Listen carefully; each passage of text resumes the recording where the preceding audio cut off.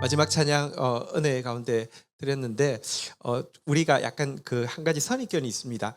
새벽 기도는 한국 교회만 가지고 있다 이런 선입견이 있는데 오늘 제가 되게 놀라운 사실을 듣게 되었는데요. 이디오피아에 이제 교회가 있어요. 이디오피아 교회는 역사가 굉장히 오래됐죠. 이렇게 솔로몬 시바의 왕이 솔로몬의 아이를 가지면서 시작된 왕조가 3,500년을 갔거든요. 전 세계에서 가장 오래 갔던 왕조고 1970 몇 년도에 공산 쿠데타가 일어나서 무너졌지만 3,500년을 갔고요. 그건 또 구약이잖아요. 근데 신약 성경에 보면 예수님 이제 그 승천하시고 나서 그 이 빌립이 그 에디오피아 내시 간닥이라는 사람에게 복음을 전했잖아요. 그죠? 그러니까 예수님 이후 7년 후에 이 기독교 복음이 들어갔는데요. 그 복음이 계속 유지가 된 거예요. 그런데 오늘 이제 이디오피아에서 33년 이제 사역하고 계시고 이제 아내분은 그 이디오피아의 이제 국립대학인 아디스아바바 대학에서 문화인류학 교수로 있는 그 이제 부부 좀 만나게 되었는데 저보고 그러는 거예요. 이디오피아 오셔서 새벽 기도하는 모습 보시면 목사님 완전히 그냥 정말 그냥 감동을 안 받을 수 없어요 그러더라고요. 어떻게 된 거냐고 하면 그분들은 그러니까 저는 사실은 이제 그 다큐멘터리를 보고도 조금 반신반의했어요. 뭐냐고 하면 그분들 이야기로는 그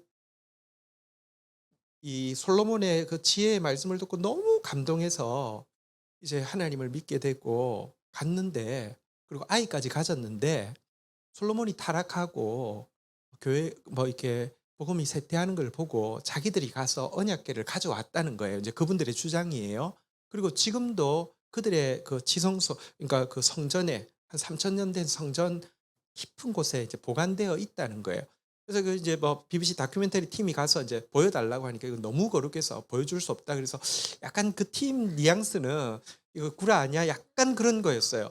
저도 그냥 객관적으로는 좀 '그런가 보다.' 이 정도였는데 그곳에서 33년간 사역하셨고 또 그 우리로 치면 이제 서울대학교 교수님이잖아요. 아내분이 문화인류학이고 그런데 자기들이 보기는 그럴 확률이 굉장히 높다고 해요. 왜냐고 하면 그곳에 있는 그 언약궤의 사본을 그 에티오피아 정교회들마다 다 보내어서 에티오피아 정교마다 그 사본이 있는데 그러다 보니까 이분들은 기도를 어디서 하는지 아세요? 예배를 어디서 드리는지 아세요? 그 성전이 그 각 우리로 치면 교회들이 다 있단 말입니다, 지역에.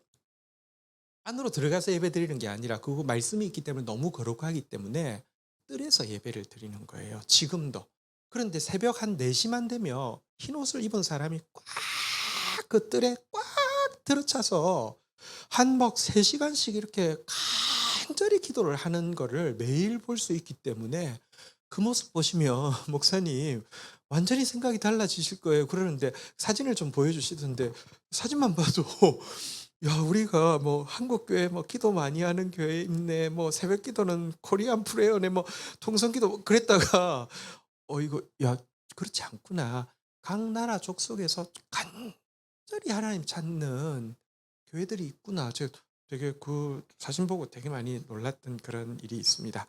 여러분 그리고 또 하나님은 지금도 간절히 자기를 찾는 자를 찾으신다고 했어요. 오늘 우리의 기도를 하나님 받으시기를 축복합니다. 네, 우리 말씀 보도록 하겠습니다. 마태복음 5장 21절부터 26절 내용인데요. 21절, 22절 먼저 교독하겠습니다. 옛사람에게 말한 바 살인하지 말라 누구든지 살인하면 심판을 받게 되리라 하였다는 것을 너희가 들었으나 22절 같이 읽겠습니다. 시작. 나는 너희에게 이르노니 형제에게 노하는 자마다 심판을 받게 되고 형제에 대하여 라가라 하는 자는 공회에 잡혀가게 되고 미련한 놈이라 하는 자는 지옥불에 들어가게 되리라. 자, 오늘 그 본문 마무리에 보면 나는 율법을 폐하러 온 것이 아니라 완전케 하러 왔다라고 이야기하셨어요. 그러니까 뭐 비유하자면 이런 거예요. 우리가 시험 치기 전에 막 그 저기 뭐랄까요? 뭐 시험 날짜가 연기되었으면 좋겠다랄지 아니면 뭐 대학생 같으면 오픈북으로 했으면 좋겠다랄지 막 이러고 막 설왕설래하고 있는데 교수님이나 선생님이 창문을 삑 열고 이렇게 딱 들어오면 애들이 약간 기대를 하잖아요. 뭔가 이렇게 좋은 소식이 있을까 싶어서. 네. 이번 시험은 달달 외운다고 되는 게 아니라 이번 시험은 그 속뜻까지 모르면 무조건 F다 이렇게 이야기를 하고 하면은 완전 저기 막 멘붕이 오겠죠. 예수님께서 봤을 때 많은 사람들이 복음을 율법의 반대로 생각하고요.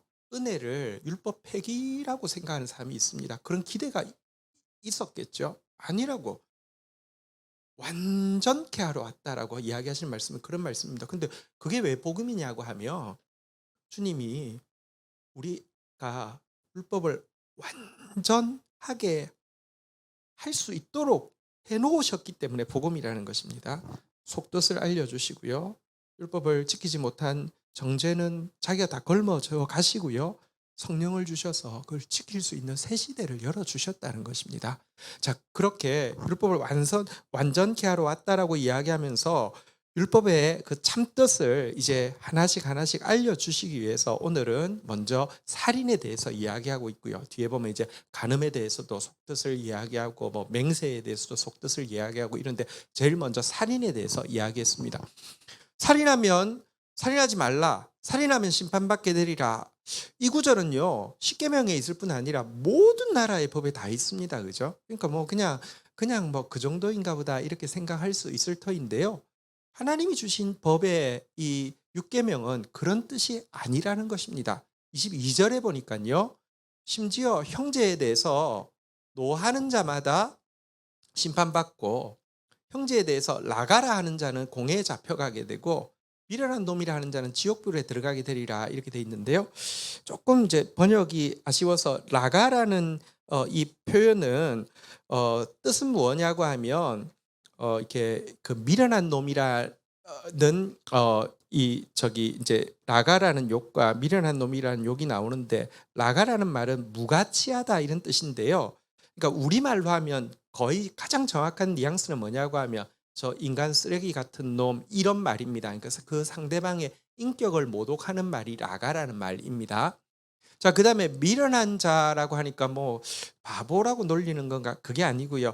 원어적인 뜻은 미련한 놈이라는 말의 원어적인 뜻은 지옥에 떨어질 자라는 뜻입니다. 그러니까 저 지옥 갈 것 이렇게 이야기하는 뉘앙스입니다. 다시 말하면 라가 저 인간 쓰레기 같은 놈 이것은 인격을 모독하는 말이라고 하면 미련한 놈 다시 말하면 지옥에 떨어질 것 이것은 영혼을 모욕하고 영혼을 저주하는 말이잖아요. 그죠?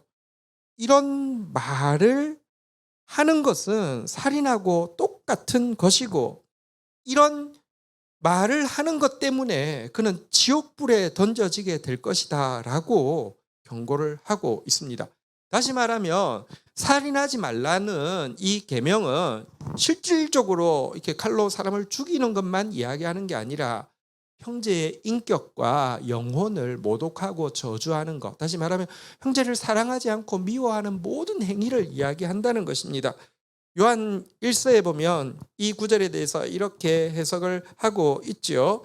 우리 요한 1서 3장 15절 한번 같이 읽도록 하겠습니다. 시작. 그 형제를 미워하는 자마다 살인하는 자니 살인한 자마다 영생이 그 속에 거하지 아니하는 것을 너희가 아는 바라. 그래서 여러분 말이 살인이라는 것입니다.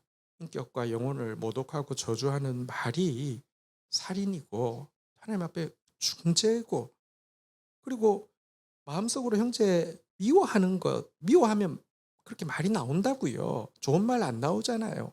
이게 살인이다라고 해석을 하고 있는 내용입니다. 여러분 기독교의 가르침에 아주 특이한 것은 세상의 법과 아주 차이가 있는 것이 무엇이냐고 하면 세상의 법은 행위의 죄에 대해서만 죄라고 이야기하지만 기독교는요 말의 죄에 대해서 아주 엄격하게 행위의 죄와 똑같이 다루고 있다는 점입니다. 너무 가혹하지 않나요? 말은 그렇게 했어도 행동을 안 했으면 죄 아닌가요? 아니요, 성경은 그렇게 이야기하지 않습니다. 마태복음 12장 34절부터 보면 이런 말씀이 나옵니다. 독사의 자식들아, 너희는 악하니 어떻게 선한 말을 할 수 있겠느냐? 이는 마음에 가득한 것을 입으로 말함이라. 한번 따라하겠습니다. 마음에 가득한 것을 입으로 말함이라. 말에 튀어나온 것은 그냥 나온 게 아니에요. 마음에 가득하기 때문에 튀어나온 거예요. 그래서 말은 마음을 가장 많이 보여주고요. 또 말이 이렇게 튀어나오면 그냥 그걸로 끝난 게 아니에요. 스트레스 해소해서 끝난 게 아니에요. 그 말이 쌓이면요. 반드시 행동으로 나가게 되어 있습니다. 35절부터 보면요. 선한 사람은 그 쌓은 선에서 선을 내고 악한 사람은 그 쌓은 악에서 악을 내느니라. 말을 보면 그 사람 안에 얼마나 선이 쌓여 있는지도 알고, 말을 보면 동시에 그 사람 안에 얼마나 악이 쌓여 있는지도 안다는 것이죠. 그래서요 36절에 보면요, 내가 너에게 이르노니 사람이 무슨 무익한 말을 하든지 심판날에 이에 대하여 신문을 받으리니. 37절 같이 한번 읽도록 하겠습니다. 시작. 내 말로 의롭다함을 받고 내 말로 정죄함을 얻으리. 내 행동으로 의롭다함 받고 내 행동으로 정죄함 받으리라가 아니라 너 말로 의롭다함 받기도 하고 너 말로 정죄함 받기도 한다라고 이야기합니다. 왜냐고 하면 말은 마음을 나타내고요. 또 말은 쌓이면 행동이 됩니다. 음란한 말을 자꾸 내뱉는 사람은 나중에 음행을 하게 되어 있어요. 이미 하고 있거나. 이 폭력적인 말을 계속 하는 사람은요, 이미 폭력적인 일을 하고 있거나 사실은 또 말만으로도 사람 죽인다니까요. 성경은요, 말의 죄에 대해서 세상 모든 종교와 모든 이렇게 법을 초월해서 엄청나게 강조하고 있습니다. 예수님도 오늘 말씀하셨잖아요. 인간 쓰레기, 지옥 갈 것. 기독교인들이 그런 욕 참 잘하잖아요. 정말 자기는 개떡같이 살면서요, 신자들을 좀 불리하면요, 저 지옥 갈 것 이러면서, 이거 정말 그 사람 여러분 지옥 갈 사람입니다. 이거 꼭 기억해야 된다. 예수님이 말씀하셨잖아요. 지옥불에 들어간다고 했습니다. 영혼은 우리가 저주할 대상이 아닙니다. 우리 축복해야 됩니다. 성경에 신자가 정말 성숙해져가고 주님 닮아가며 나타나는 굉장히 중요한 증세는 말이 바뀐다는 것입니다. 잠언 15장 4절에 보면요, 솔로몬은 이렇게 이야기하고 있습니다. 같이 한번 읽도록 하겠습니다. 시작. 온순한 혀는 곧 생명나무이지만 패역한 혀는 마음을 상하게 하느니라. 여기 보면 온순한 혀가 나오는데 온순한 혀가 뭘까요? 말을 좀 나긋나긋하게, 목소리도 좀 나긋나긋하게 하고, 약간 경상도 사나이 스타일이 아니라 약간 서울 남자처럼 이렇게 이야기하는 게 온순한 혀일까요? 여기 온순하다의 반대말은 패역하다라고 나오는데, 패역하다는 말은 이제 삐뚤어졌다, 거짓되다, 완고하다라는 뜻입니다. 여러분, 세상에서 가장 패역한 게 무엇일까요? 우리 자아입니다. 성경에 보면 우리는요, 죄인인 우리는요, 패역함의 본질입니다. 우리는 모두 삐뚤어져 있습니다. 우리 안에 거짓이 그냥 상존합니다. 우리 안에 완고하고 교만함이 상존합니다. 여러분, 그래서 온순한 혀란 어떤 혀를 이야기하냐고 하면, 내가 말하면 내 의지를 내세워서 내 지식 가지고 내 감정 가지고 말하면 그건 전부 다 패역한 말이 되어지고요. 그거는 마음 상하게 합니다. 부드럽게 이야기해도 내가 말하면 패역한 말이라니까요. 그건 마음 상하게 합니다. 하지만 주님이 다스리시는 말, 온순하다는 게 온순하다는 게 자아가 주님께 굴복되어진 것을, 상태를 이야기하죠. 이 말이 생명나무가 된다, 이렇게 이야기합니다. 생명나무는 무엇입니까? 생명나무는 무슨 열매를 맺을까요? 생명의 열매를 맺겠죠. 내가 생명의 열매를 맺고 내가 생명을 확산시키는 사람이 되려고 하면 내 입이요, 내 감정대로, 내 지식대로, 내 의지대로 말하는 사람이 되어서는 절대 안 됩니다. 주님이 나를 주관하시고 다스려셔서 내 지정의가 아니라 내 입을 통하여서 주님의 마음이, 주님의 사랑이, 주님의 뜻이 나와야지만 생명나무가 된다, 이렇게 이야기를 하고 있고요. 잠언 16장 24절에 보면요, 또 우리가 이렇게 성숙한 그리스도인의 입술을 통해서 나오는 말에 대해서요, 같이 한번 읽도록 하겠습니다. 시작. 선한 말은 꿀송이 같아서 마음에 달고 뼈에 양약이 되느니라.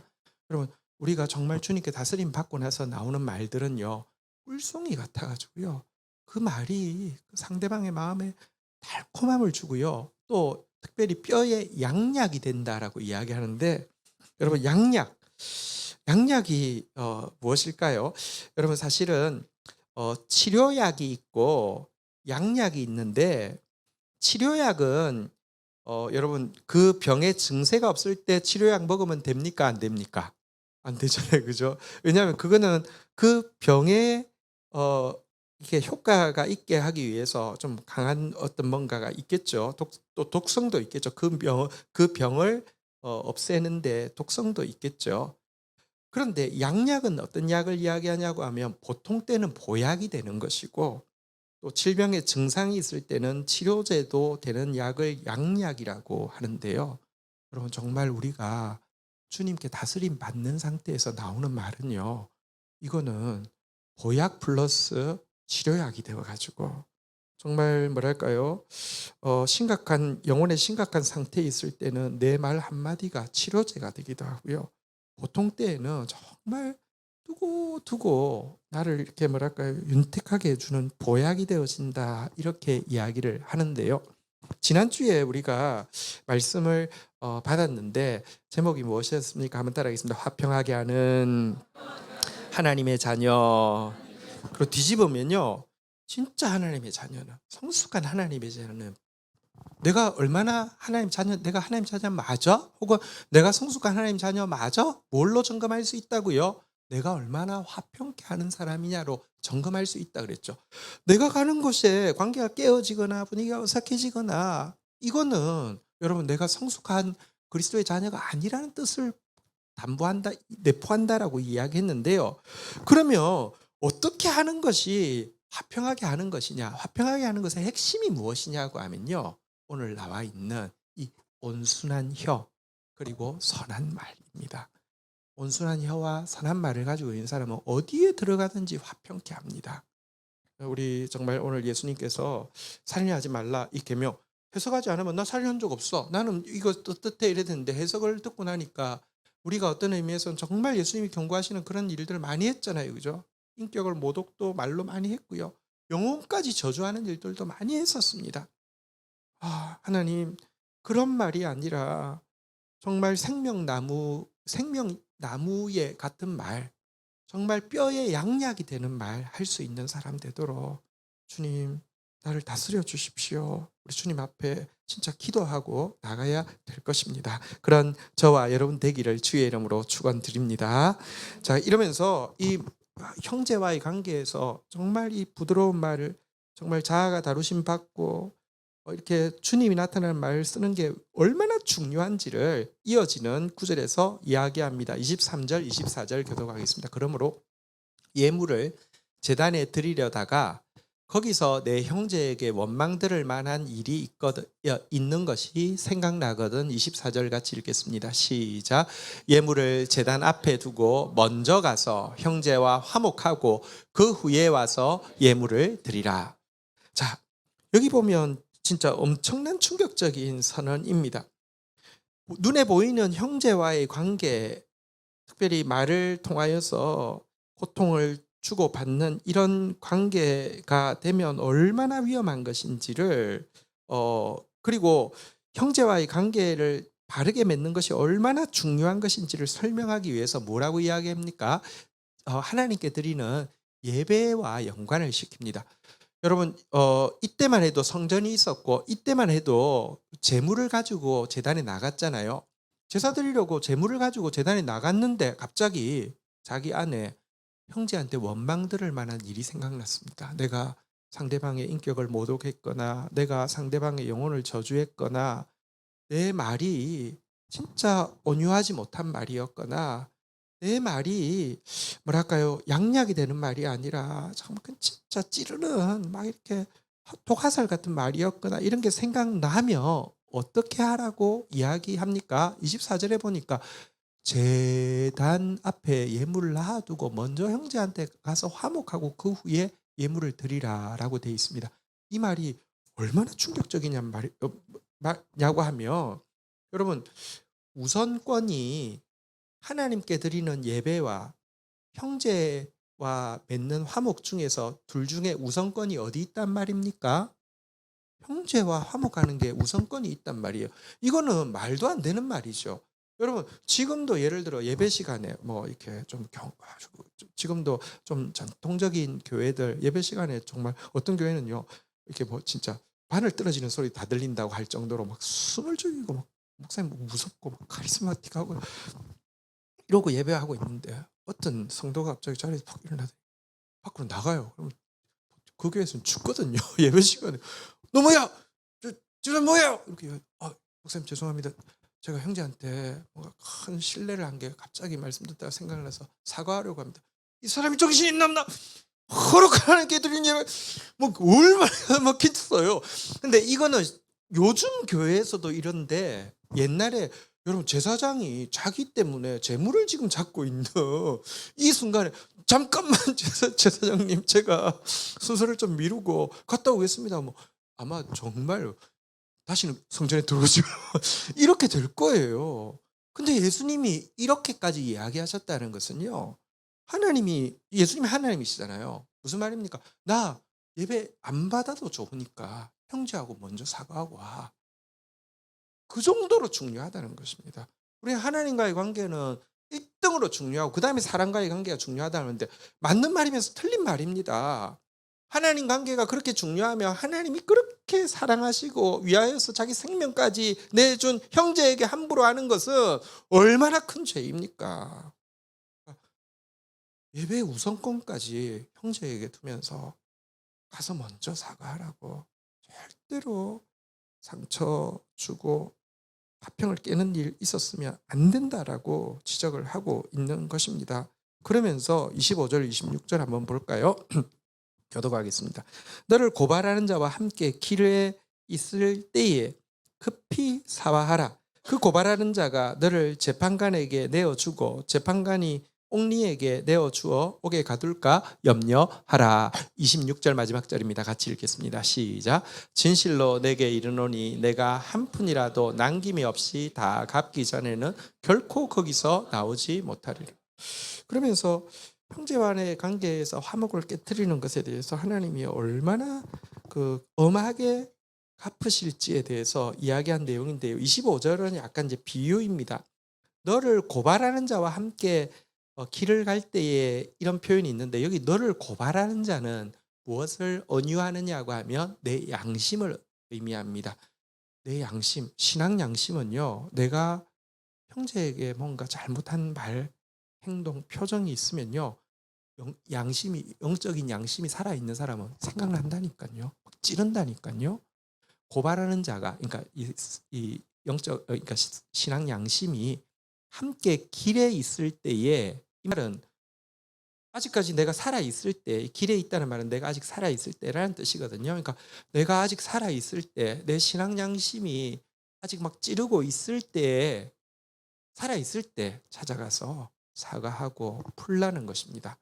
그 고발하는 자가 너를 재판관에게 내어주고 재판관이 옥리에게 내어주어 옥에 가둘까 염려하라. 내가 만약 이 글 끝에 도착하면 이건 내 인생이 이제 끝이 나면 이런 뜻이겠죠. 끝이 난 순간에도 내가 이 문제 해결하지 못하고 있었다고 하면 재판관에게 내어주고 재판관은 옥리에게 내어주고 옥에 가둘까 염려하라. 하나님의 심판 앞에 서게 될 것이고 그리고 이 풀지 못한 일이 있다고 하면 옥에 갇히게 될 것이다. 심판받게 될 것이다. 지옥에 떨어지게 될 것이다. 이런 말입니다. 되게 무서운 말이죠. 그러면서 그 옥에 들어간다고 하면 26절에 보니까 진실로 내게 이르노니 내가 한 푼이라도 남김이 없이 다 갚기 전에는 결코 거기서 나오지 못하리라. 이 정도로 여러분 관계에 대해서 막힘이 있고 관계에 대해서 내가 어떤 누군가에게 상처 준 일에 대해서 하나님이 얼마나 민감하신지를 여러분 보아야 합니다. 되게 두려운 마음을 가져야 합니다. 제가 옛날에 이제 치유 세미나를 한번 간 적이 있는데요. 그러니까 이제 부부 간의 관계가 막 이렇게 막 깨어지거나 말이 잘 안 통하거나 그러기가 쉽잖아요. 그죠? 그래서 뭐 부부 치유 세미나 또 뭐 이렇게 또 그냥 이제 치유 세미나 뭐 이래서 이제 갔는데 그룹이 있는데 한 사모님이 오셨는데 나이가 좀 많으셨어요. 그런데 이제 그 그 누군가 대상은 이야기하지 않는데 누군가가 자기를 너무 이제 저주하고 예 막 이랬던 것에 대해서 너무 위축되어 있고 너무 두려워하기도 하고 너무 슬퍼하기도 하고 뭐 이러는데 끝까지 이야기를 잘 하지 않아요. 상황이 어떤지를 이야기를 잘 하지 않는데 그래서 뭐 누가 어느 성도가 그렇게 했나 뭐 조금 뭐 이렇게 하다가 마지막 날인가 좀 친해져서 이제 상황을 이렇게 이야기를 하시는데 어떤 상황이냐고 하면 사모님이 제 목회 남편이 이제 그러니까 사모님인 줄도 안 밝히다가 결국 사모님이라는 걸 알게 되었고 그 대상은 자기를 저주한 대상은 남편 목사님이셨는데 남편께서 아마 이제 그 결혼 생활을 하는데 뭐 되게 좀 너무 막 무섭게도 하고 또 경제적으로도 너무 어렵고 막 그래서 이게 막 그런데 이분이 되게 착하시더라고요. 그래서 그냥 살긴 살지만 항상 이렇게 막 너무 힘들고 막 이런 상황에서 아마 아이가 좀 여럿 있는데 임신을 하게 된 것 같아요. 그때 근데 아마 이분이 뭐 잘한 건 아니죠. 이렇게 너무 생활하기도 어렵고 또 너무 남편이 너무 막 무섭게 하고 막 힘들게 하고 막 이래서 예 그 초창기에 이렇게 아이를 지우게 되었는데 그게 들키었던 거예요. 그때부터 남편이 온 세상에서 들어보지 못한 저주를 저주하는데 언제까지 저주하냐고 하며 돌아가시는 날까지 보면서 그 사모님을 향해서 너는 반드시 지옥 갈 것이라고." 막 이렇게 막 저주를 하고 저주의 눈으로 돌아가셨다는 거예요. 그게 얼마나 큰 그 굴레가 되겠어요. 남편이고 목사님이. 근데 이게 근데 정말 성경을 제대로 보았다고 하면 이 성경 구절에 이렇게 돼 있는데 그분이 그러니까 물론 낙태한 거 잘못된 거죠. 그렇지만 그 과정과 그렇게 생각하면 여러분 성경에 낙태한 건 살인이니까 그러면 한다고 그러면 이 기준에 의하면 인간 쓰레기 지옥 갈 것이라고 이야기하는 것도 똑같은 살인이고 자기도 사모님도 다 용서 없이는 살 수 없는 존재인데 왜 그렇게 돌아가시면서까지 막 저주의 말을 퍼붓고 그렇게 돌아가시며 "죄송하지만 그 목사님 천국 못 갑니다." 그렇지 않습니까? 그런 말을 끝까지 지옥의 말을 하는 사람이 평생 우리 그 26 절에 보는 대로 그분은 평생 이미 옥에 갇혀서 살았고요. 지금 가고 있는 것이 옥이기 때문에 여러분 그런 말밖에 마지막까지 그런 말밖에 뱉지 못해요. 물론 여러분 저는 시간이 지나면서 많이 느끼는 것 중에 하나가 이겁니다. 우리는 무지하고요. 우리는 선입견도 많고요. 우리는 왜곡되어 있기 때문에 순간은 잘못된 말, 잘못된 판단, 잘못된 행동 안 한 사람이 없습니다. 우리 중에 한 번이라도 뭐 잘못된 말, 뭐 잘못된 행동, 잘못된 판단 뭐 안 한 사람이 없습니다. 저부터 여러분 정말 부끄러워서 근데 이 사실이 알아지면 알아질수록 점점 더 너그러워지는 것 같아요. 다른 사람을 향해서도. 그렇지만 하나님의 사람은요. 차이가 있는데 그러니까 뭐 다 똑같은 이게 아니라 그런데도 용납하신 주님 앞에서 자라가게 되면서 이제 그런 과거의 부끄러운 모습에 빠지지 않을 뿐 아니라 그때의 경험 때문에 여러분 다른 사람들 용서할 수 있는 사람이 되어야 한다는 거예요. 이 용서의 문제. 우리 지금 샬롬 축복 사역 기간인데 샬롬 축복 사역의 핵심이 뭐냐고 하면 관계에서요. 묶임이 없게 하는 것입니다. 어 그런 사람이 되어야 합니다. 어 제가 아까 이디오피아 이야기를 했는데요. 이디오피아가 여러분 아시는 대로 6.25 때 참전 국가예요. 그리고 6.25 때 참전해서 전투를 290 몇 번을 치렀는데 단 한 번도 패한 적이 없는 국가예요. 아주 뭐 대단했어요. 근데 그래서 제가 너무 궁금했어요. 왜 왔죠? 너무 멀리서 아프리카 국가가. 근데 이유가 있습니다. 그 황제가 저기 그 내나 솔로몬의 자녀 이 황제가 이분이 이 에티오피아는 여러분 아프리카 국가는 대부분 식민지를 경험했잖아요. 에티오피아는 식민지 경험 안 했어요. 이거 되게 강한 나라였어요. 끝까지 식민지 경험 안 했어요. 근데 1940년대에 이탈리아가 전쟁을 걸어와 가지고 굉장히 어려움을 나라가 다 넘어갈 뻔하는 근데 끝까지 어쨌든 버티고 싸웠는데 그때 국제사회에다가 도와달라고 아무리 부탁을 해도 아무도 안 도와주더라는 겁니다. 특별히 유럽 사회는 다 서구 사회들은 막 다 그냥 그놈 자기들 편이니까 그냥 아무도 안 도와줘서 자기들도 식민 지배하고 막 다 해 놓으니까 아무도 안 도와줬는데 이분이 이 황제가 그랬대요. 어 "내가 가장 힘들 때 아무도 안 도와줬는데" 근데 이제 하나님 은혜로 어쨌든 잘 넘어가고 나서는 만약 누가 어려움을 겪는다고 하면 나는 일착으로 가서 도와주겠다. 여러분 이게 보세요. 아다르고 어다른데 아무도 안 도와준 거 보고 나도 앞으로 이런 일 있으면 절대 안 도와줘가 아니라 솔로몬의 후에 그 왕은요. 누가 어려움 당하면 일착으로 도와주겠다. 그러니까 1940년대 그 전쟁 겪고 나서 50년에 한국 전쟁이 있으니까 황제의 근위 부대를 보낸 거예요. 군대가 따로 있어서가 아니라 자기 근위 부대를 보낸 거거든요. 그래서 이게 그리스도인이죠. 이게 그리스도인이죠. 참 어쨌든 오늘 우리 정말 이 말씀 앞에서 다시 한번 우리의 말을 되돌아보고요.